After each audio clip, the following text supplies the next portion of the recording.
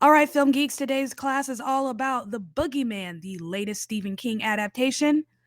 Let's talk about it.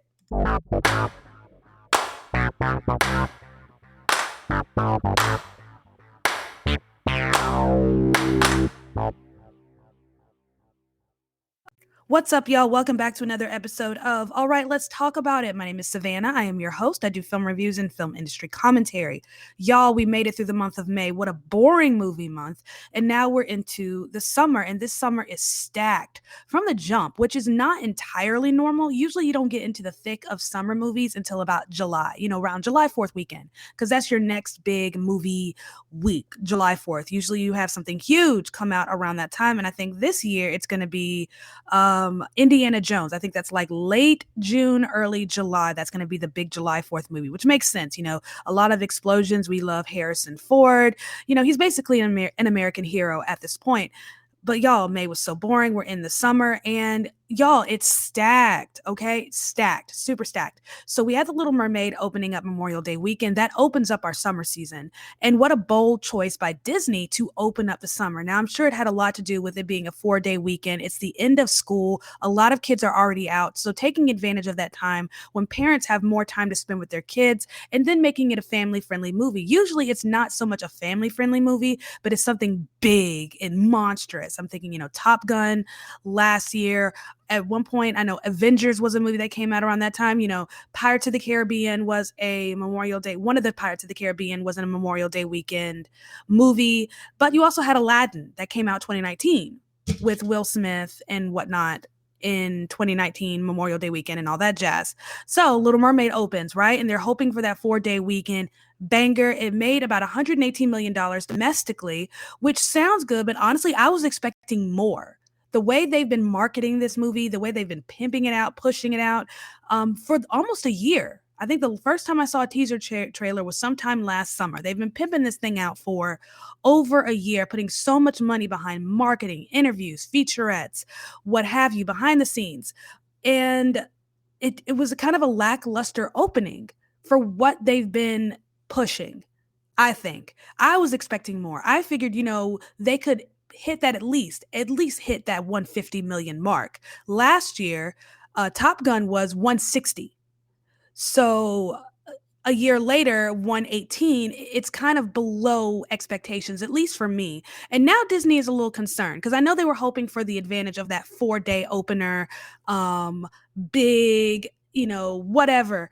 And now I know they're a little bit worried because, like I said, the summer is stacked and it's stacked right off the bat. Spider-Man, the latest animated one from Sony, just came out this weekend, and I was at the movie theater last night. We're not talking about Spider-Man. I mentioned last week that the way the animation is done, it makes me nauseous. I know it's sad. I've been like that since I was very, very little. I could never read comic books or graphic novels. There was something about the way the animation was with the words. It made me nauseous. Couldn't do it, which sucked because I really wanted to read comics, especially like gargoyle comics. I was obsessed with the cartoon gargoyles. And there were comic books that they sold at the grocery store. And I remember getting one, my mom getting one for me, trying to read it, and I couldn't because it made me sick. Frustrating, right? And the animation, it looks good. I still haven't seen the first one for this animated, is it Miles Morales, this Spider-Man? Because again, the animation, and I want to watch it because it looks good. I love the animation, just watching, the trailer, seeing still images, it looks beautiful and I want to kind of engage with it, but I'm nervous. I don't want to have to get up in the middle of the theater to have to go to the bathroom to, upchuck a little bit. I don't want to do that. So I'm crossing my fingers. The goal this week, because it's going to be a busy week, and we're going to talk about that at the very end, is to watch the first one, and then at some point this week, watch the Spider-Man. Because here's the thing, if I'm going to really talk about the summer, I need to engage with these summer movies, whether I want to watch them or not. But yeah, again, stacked summer. So Spider-Man this weekend. Next weekend is Transformers. The weekend after that is The Flash, plus The Blackening, which is, taking advantage of the Juneteenth weekend. And then the week after that, we have the Jennifer Lawrence film, No Hard Feelings, coming out, and then another one. Elemental is somewhere in the mix. I know they're doing a soft release, like a limited release, and then a wide wide release. So you have No Hard Feelings coming out, and then the week after that is where we're gonna, move into July with Indiana Jones and then Insidious. And then we also have the Christopher Nolan film coming out. We have Haunted Mansion by Disney. The Last Voyage of the Demeter. I'm looking forward to that one. It's a Dracula remake. Again, goodness, so many Dracula remakes, especially within the last, I'd say, 12 months. But we're talking about The Boogeyman, the latest Stephen King adaptation. That's what I saw last night when I went to my movie theater. Now, I was very tempted to go and see Spider-Man, just exchanged a ticket because the enthusiasm in the theater for it was so contagious. Oh my goodness, y'all. All the little kids, the little boys in their Spider-Man gear. There was like one or two that had like Spider-Man onesies. Y'all, they were ready. They were so excited. And it was so precious. So cute. If I have to say, much cuter than, the weird Little Mermaid outfits from last week. But just, little boys so excited about a superhero. It's so cute. I don't know. It's precious. Absolutely precious. But we're talking about The Boogeyman. Latest from Stephen King. It's based on a short story that was published in 1973 in a magazine called Cavalier, and then was republished in an anthology called Night Shift, which is a collection of some of Stephen King's short stories. And he has a couple of these anthologies, but Night Shift is the first one. And unfortunately, for what reasons unknown, this is the only one that I've read. And I love short stories, which is kind of crazy. The reason why I picked up Night Shift is because Children of the Corn is in that book, and I wanted to read that short story. I've seen all the movies, but I wanted to read the original story, had never read it. And this was, I want to say, maybe early college. So we're talking like 2006, 2007-ish when I read this. But I made myself, I said, hey, I know I got this book for this one story, which is at the end of the book, towards the end. I said, no, what I'm going to do is I'm going to read front to back. We're going to read everything because there's no point in buying this book, even though it was like, mass market paperback. So no more than $9, right? But we're going to read the whole thing. And Boogeyman is towards the beginning. I want to say it's like maybe the fourth or fifth story. And it's super short. It's only a couple pages long, and it's one scene. And to kind of give you, synopsis on what this is about, I mean, I'm basically going to give it away. It's that short. It's about this man named Lester Billings, and he goes to see this therapist, a Dr. Harper, and he needs to unload. He says, I have something I need to say and I need to talk about it. I can't go to a priest because I'm not Catholic. I can't go to a lawyer because I haven't done anything in which I would need to consult with a lawyer. So here I am with you. And he basically tells his therapist, because, confidentiality and all that jazz. He's like, I just need to say this out loud. I just need to say it. I've been carrying this for a while. It's been on my chest. I'm feeling such immense guilt. I just want to say it. Just you hearing it is enough. I don't need anything from you, right? I don't need anything. So he begins to tell him, I killed my 3 children. And, the therapist is like, what? He says, well, I didn't directly kill them, but it's my fault. He begins to tell him this story about how his 3 children died one by one by something in their bedroom. The first kid, they blamed it on, a crib accident, even though the kid was like 3 years old in a toddler bed.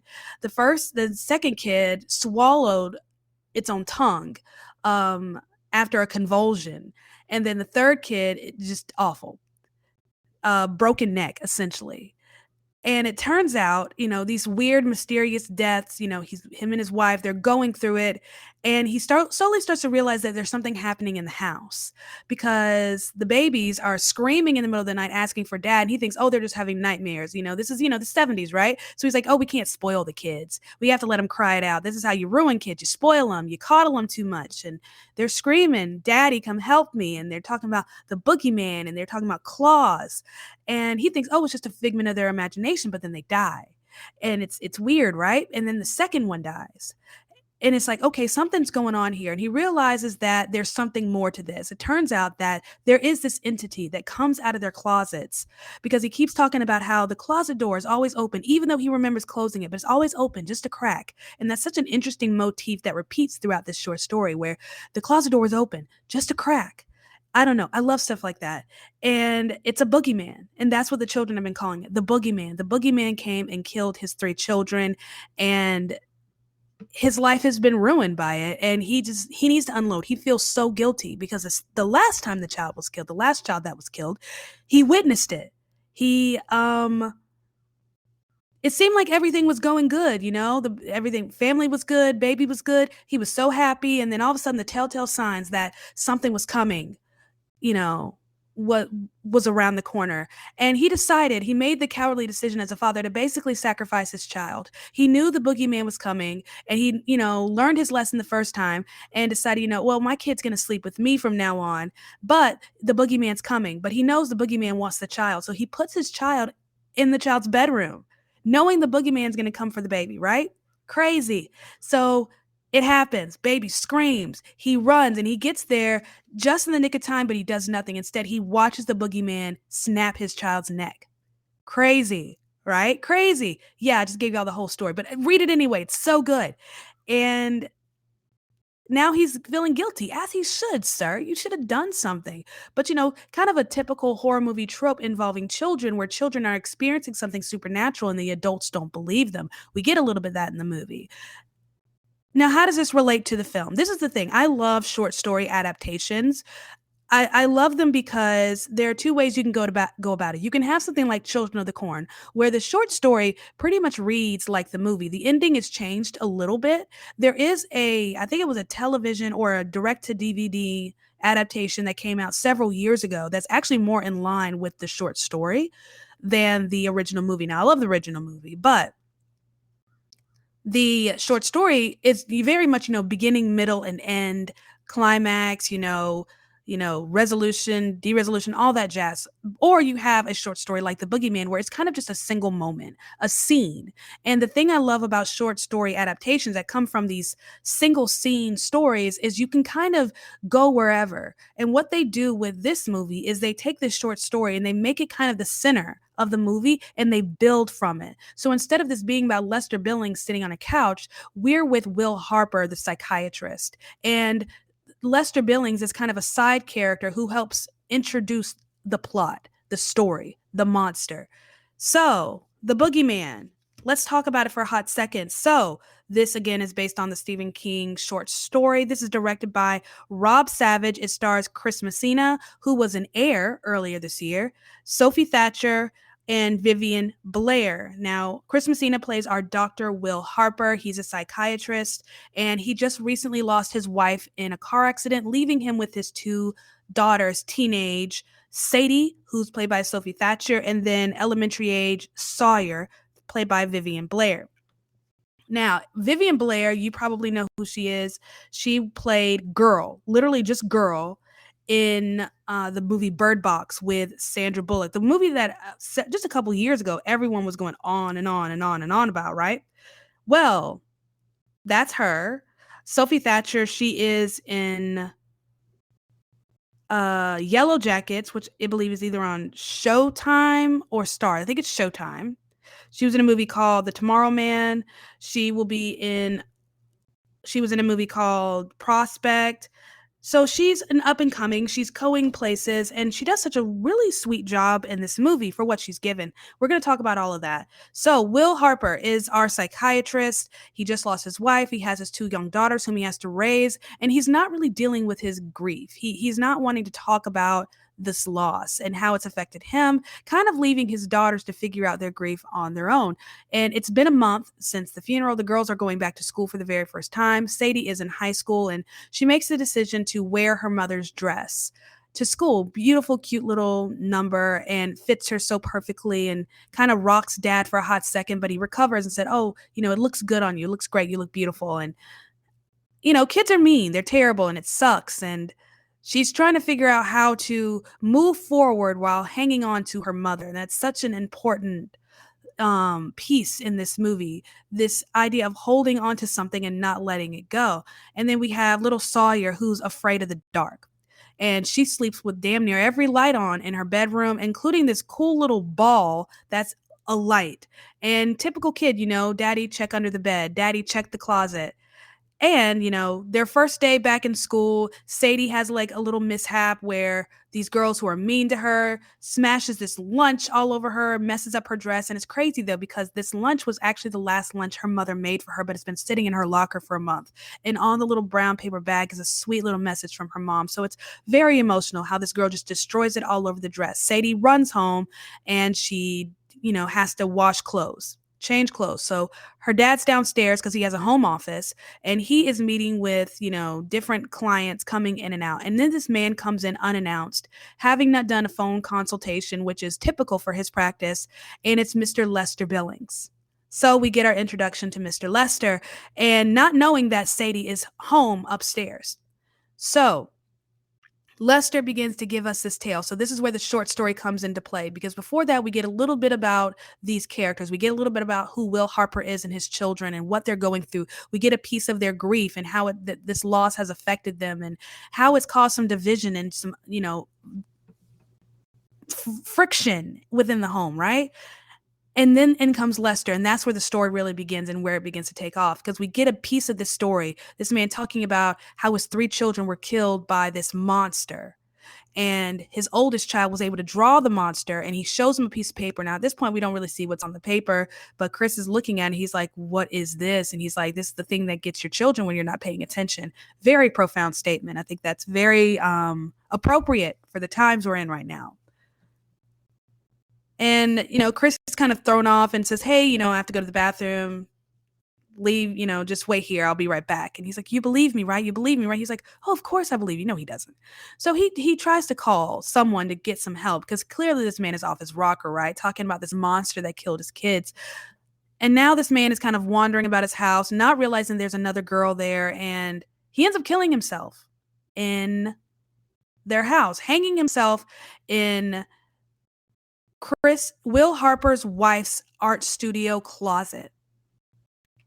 And Sadie ends up kind of finding him. Sadie's upstairs doing laundry, hears noises, goes to check the art studio, goes to check the closet because she hears noises. She hears banging and she hears voices, and she's very confused. She opens the door, doesn't see anything. Her dad comes in and tells her, hey, someone's wandering around the house. And that's when they see Mr. Lester Billings hanging from the closet door, not realizing that this man brought this thing with him. And that's kind of where our story begins. So, spoiler alert, I guess. I probably should have said that before, but I'll put it in the caption so y'all know that there are a little bit of spoilers here. So, what did I think? What did I think of this? Now, in terms of Stephen King adaptations, I think I'll wait and talk about that for a minute.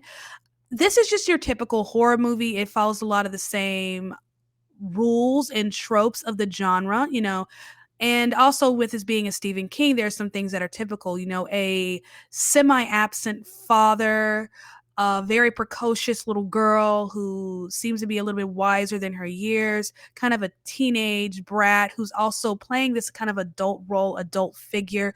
Very typical Stephen King, right? But there's so many things that are very typical horror, right? Even the distance between the parents, a dad who doesn't believe his children. We have the wise sage and Lester Billings' wife who gives us insight into this monster. Typical, right? And then, you have that moment where Sadie decides, I'm going to figure out what this is. So she, looks it up on the computer and figures out where Lester Billings lived. And she goes out on a search to, figure out where this is. So typical horror movie tropes, the things that we've seen time and time again.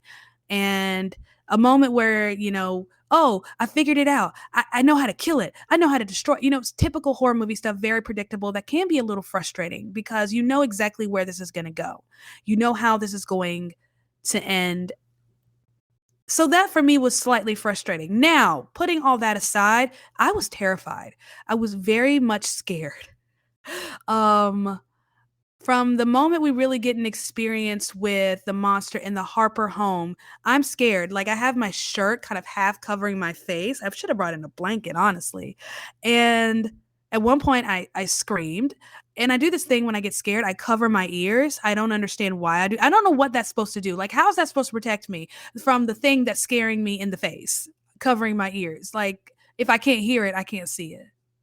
What is, I don't get it. I've always done that though. My best friend in high school used to tease me about it because we used to watch scary movies all the time. We used to go to movies and watch horror movies. It was our thing. And she'd always tease me like I cover my ears. It's almost like a reflex when I get scared. So yeah, this thing was very scary. And in talking about, true to Stephen King, the way this film kind of kept tension. I thought was brilliant, and it was so good. Like from beginning to end, I was very much feeling this sense of anxiety in my gut. But this is the thing about horror movies, because a lot of people ask me, like, why do you love horror movies? I think you have your basic standard reasons. Now, I talked about this on TikTok a couple months ago when, um, what's that movie? Barbarian came out, and I also talked about this, I think, the year before, when Halloween Kills came out, because people ask me all the time, why do I like horror movies? So I kind of gave a rundown as to why I like horror movies, but we're going to talk about that for a second right here. Why do people love horror movies? I mean, obviously there's the number one reason: people enjoy being scared. Two, a good horror movie is not just a movie that you watch, but it's also an experience.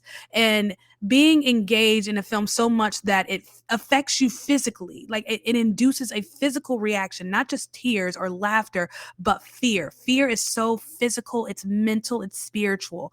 That's part of the fun of it all. It's an experience. It's something you can just latch onto and kind of ride with, almost a roller coaster. A good horror movie is going to take you on a roller coaster ride of emotions. That's not just, visual, but it's physical. I love Another thing I love about horror movies is that often they touch on topics that don't make for good dinner conversation. A lot of your good horror movies are also social commentaries. Trying to think. The original Candyman was a social commentary about racism. Wes Craven's The People Under the Stairs was a social commentary. Great horror movies, I think, are going to touch on social issues in a way that some other movies can't do it, and in a way that's kind of entertaining, but it's also going to force us to confront things and think about them, and but also subjects that aren't good table conversations. So thinking about like Stephen King's It, where you have touches of racism, you also have touches of sexual abuse involving children. Beverly Marsh, who's being sexually abused by her father. This is true in the book and in the newest movie. Now, the television movie from the early '90s, obviously because it was a television miniseries, couldn't quite touch on that, just really stuck to physical and emotional abuse and just kind of a father who just wasn't very nice, much of an alcoholic.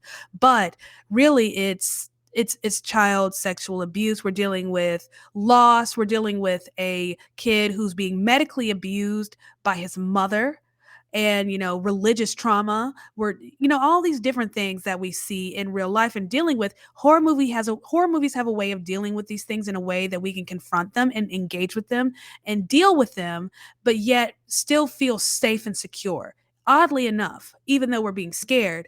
So this movie really focuses on trauma, and a lot of horror movies lately have been focusing on trauma. You had Smile from a couple of months ago. Great movie, by the way. It's on Paramount Plus. And then Halloween Ends, which pissed me off to high heaven, and also Halloween Kills. Just the whole last piece of that trilogy, Kills, Halloween Ends, all dealing with trauma. And this movie is not just dealing with trauma, but also grief and the consequences of not dealing with your grief and your trauma. When you don't allow yourself to heal and deal with these emotions, when you hold on to these things for too long, you leave yourself wide open to evil things. And this is a common theme throughout a lot of horror movies. Leaving these spiritual open doors, not just, accessing the dead or trying to communicate, but when you don't deal with your grief, when you don't properly protect yourself, because this is a thing we see with possession movies, right? Because, demons tend to go after whoever's most psychologically vulnerable. Even outside of demon possession movies, this holds kind of true in your standard horror, because we have a whole family that's psychologically vulnerable, and that seems to be what attracts the boogeyman to this family, because he's not just feeding off of their fear, but he's also feeding off of their spiritual emptiness. I don't know. I find all of that to be very fascinating, right?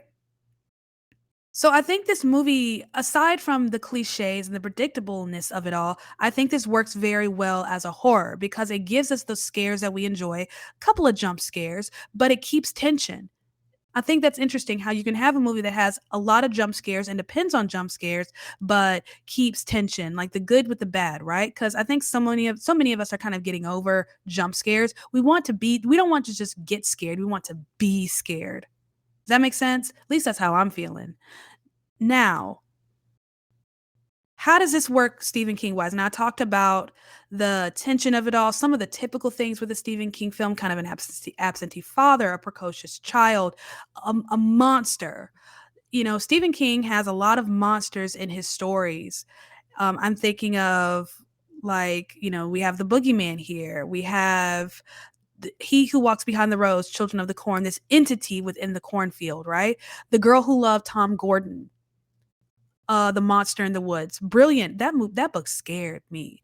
So, and the thing about I love about Stephen King is that he's not afraid to bring us face to face with the monsters, and I think that speaks to a lot of his childhood, because if you know a little bit about him, he is very much obsessed with those kind of 50s and 60s horror movies, the monster movies, The Mummy, Dracula, Frankenstein, stuff like that. Those movies and monster movies, and you kind of see that play in it a bit, that obsession with the monster. So bringing us face to face with the monster is a little bit of his tell, gives us a peek into his personality, his history, what he likes and what he doesn't like.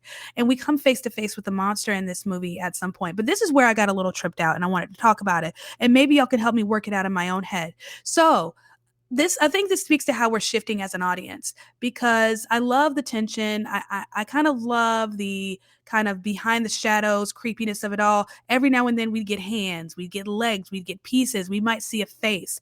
But we got to the point where we would see like the whole monster. And I don't know why, but at that moment I got a bit annoyed. I don't know why. That's when it kind of went down for me as a movie, is when we saw the monster. Now, that's not to say that this is a flaw in the movie, because a flaw may not be in the movie. The flaw might be with me. And I think it is, because I remember kind of feeling that way in the movie, and I had to stop myself and say, why am I bothered? This is Stephen King. I know with Stephen King, I'm going to see the monster. He's going to bring me face to face with my biggest fear and force me to confront it and force me to go to battle with it. He's going to force me to do that. That's Stephen King. So I know what's coming. But I was so annoyed. And I think this speaks to some of us as an audience, that we are starting to lose a bit of our imagination, right? Maybe it was just me. I don't know. I think I was having fun imagining what this thing could be. And then once they told me what it was, I wanted to back away. I think I'm the problem. Yeah, I'm the problem. I'm guaranteed to be the problem. Now, something else about this movie being so scary. One of the things, why was it so scary? One, you had tension. Two, you had jump scares. And three, the fear is so familiar. I mean, it's the monster under the bed. It's the monster in the closet. It's the dark. It's, when something tragic happens in your life and your brain is trying to make sense of it, and we had a therapist who talks about that, your brain will try to fill in the gaps. It might play tricks on you in an effort to help you understand what it is you're going through. So these are very familiar fears that don't quite leave us. As much as we grow up, there's still something in us that when we look at the closet, we you know we shrink a little bit. There's still, I think, a piece of us that, checks under the bed. Those childhood fears that never quite go away, those sounds that bump in the night. And then also, living here in New Orleans, there's all kinds of crazy noises. I kid you not. It's not all that uncommon for me to hear random whistling from time to time. Now, that could very well be a neighbor walking around the neighborhood, or it could be other things. I do live between two cemeteries, so I don't know. So hearing random noises, random whooshing. I've heard exhales before in my house. I'll never forget. I was standing in my kitchen and I could hear it from the dining room, where it just also kind of doubles as our laundry room. And I heard an audible exhale and I booked it upstairs. Like, yeah, you have fun doing whatever it is you're doing over there. I'm going to go. I'm going to exit. And so, hearing different noises and bumps in the night, these are very familiar fears. They're very relatable. So it's not like we're just watching someone else going through it. It's like we're reliving old experiences. I think that's how this works. At least that's how it worked for me.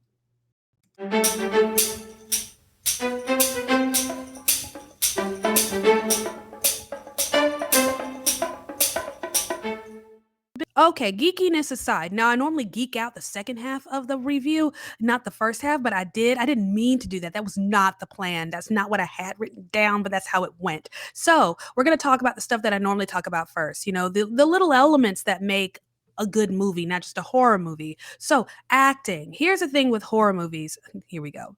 Is I think the best way to go is to keep your cast simple. When you have too many in the movie, it gets a little too bloated. Character development struggles a bit. And I think the secret to a good horror movie is character development, building characters that the audience will care about so that when things happen to them, you care, you're moved, you get scared. I think that's how you create the horror in horror films is character development. So our principal cast is relatively small. We just have, Will Harper, the dad, and then Sadie and Sawyer, the daughters, and then a couple of supporting characters who kind of add a little bit of flavor and dimension to our characters. We have the best friend for Sadie, not Sadie, yeah, for Sadie, who kind of helps to build a bit of that confidence, bring her back to her old self because we get a very sad, depressed Sadie who just lost her mom. And then all of a sudden she gains a little bit of strength. So we see her best friend come in and support her in a way. We see her other friends who are just nasty and awful and we don't like them, who also help to toughen her up a little bit.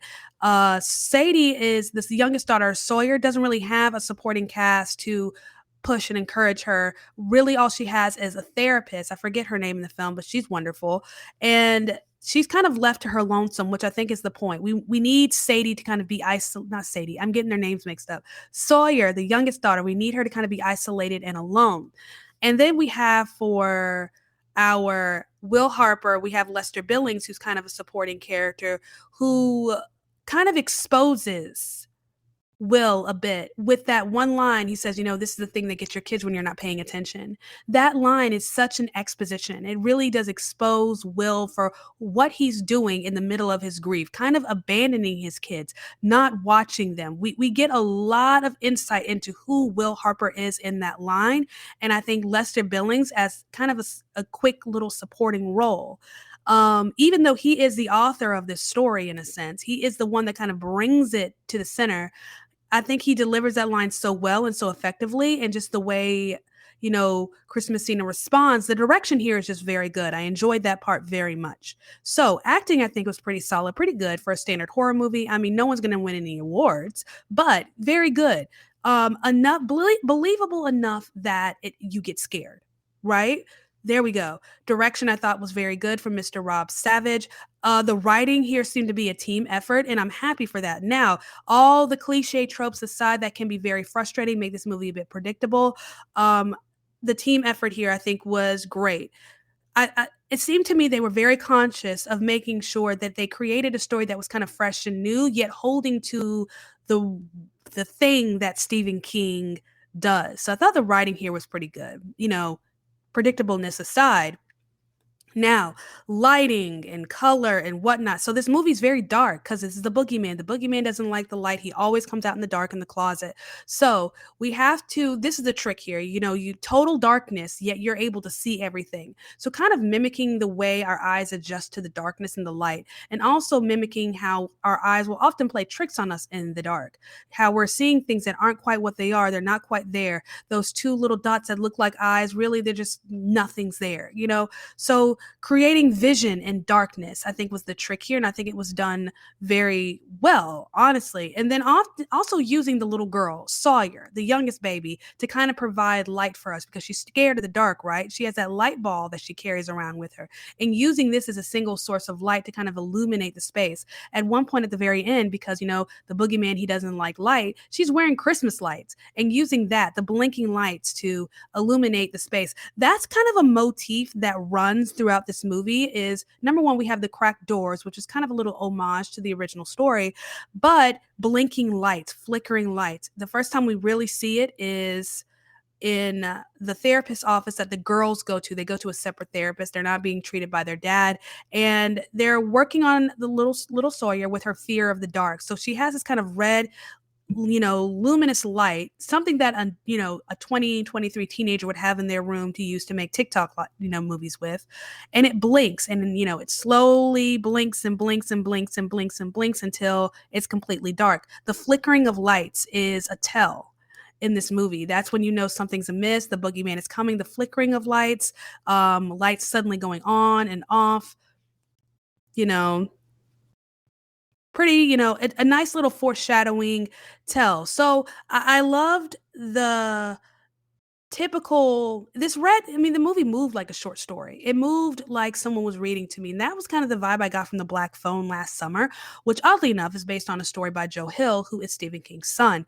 So I love the running motifs, those little clues that something's coming that, ratchets up your anxiety as the viewer. Because if the light's flickering, the boogeyman is coming. If the sound kind of dips a little bit and you kind of hear that little weird kind of squishy noise, the boogeyman's coming. So good sound editing, good light editing, great acting. Overall, just I think a solid little movie. There were just a couple little things within the writing, just the cliches, the overused tropes that were a little frustrating. That was it. That's the only real complaint I have about this movie. Other than that, I mean, I screamed, I got scared. I looked at my closet funny when I got home. Okay, so mission accomplished. I can't complain. Want to advertise on this podcast? Check the episode description to see how you can be featured on the next episode.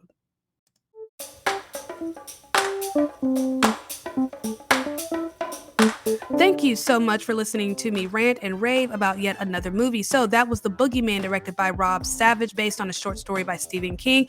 Just to kind of sum it up, a little predictable, overused cliches, but a very effective horror film. But I am a little bit biased because I do love Stephen King. Now, what's coming up? The goal at some point this week is to watch the first animated Spider-Man movie, the one with Miles Morales and whatnot, so that I can watch at some point this week the new Spider-Man, because I really want to make sure I'm keeping up with what's happening this summer movie-wise. And next week I'll be seeing Transformers. So I'm not going to do that. I don't feel like rewatching all the original Transformers movie. We're just going to go into this blind. And this is what next week is looking like, right? So I have been at church all week. I've been super, super busy. So if you follow me on any other platform you were in, I haven't seen you. I haven't heard from you. I have been busy. VBS is coming up at my church, and I will be watching babies all week, early in the morning, Monday through Friday. So I'm going to go to the movies like I normally do every Thursday evening, next Thursday evening, to see Transformers. But more than likely, you're not going to get the review until 6 p.m. Friday instead of noon. So that's the only downside. But other than that, and then the next week, things go back to normal. I will be seeing The Blackening.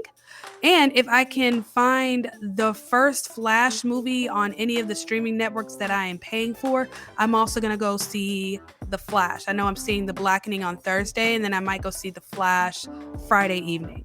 And then you'll get, a midweek review the next week. Now, the week after that there probably won't be an episode. I don't know.